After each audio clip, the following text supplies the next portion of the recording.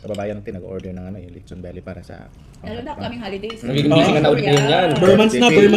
Yung number 1 ko na kasi dami niyang in-order. Oo. Hindi bukas kayo niya kapag Christmas Last year, bukas kami ng 24, 25. Kasi may mga ibang mga kababayan natin sa 25 sila sa kasi may pasok sila sa 24 tapos off sila ng 25. Doon nila sineselebrate yung niya, yung Christmas nila. Kaya sayang din eh. Yun ang talaga, at the end of the day, yun ang busy season talaga eh. Busy Order season. ng mga pagkain, mga, syempre, ayun naman talaga tradition natin, gatherings palagi. Oo. Yun, alam mo, yun yung nakatutuwa ako bilang isang Pilipino.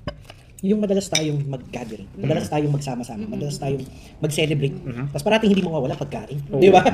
Hindi talaga mawawala ang pagkain as in. Tapos dahil sasama mo ng karaoke. Oo, karaoke. Hindi mawala yan. Baka naman dito sa sa susunod may karaoke. Oo, tingnan mo.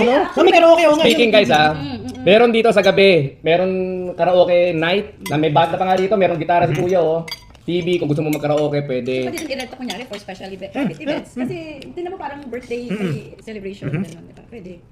Actually, ang purpose namin dito para may makapagrenta dito ng mga special occasion nila. Gaya ng birthday, binyag. Kasi yun nga isip ko mga binyag. Kasi malapit lang kami sa simbahan sa Sa St. Joseph. St. Joseph. Wala, hindi na malayo. Pupuntahan yung mga bisita nila. Sobrang daming Pilipino sa St. Joseph. Oo. Alam mo nung nag-move kami dito way back 2015.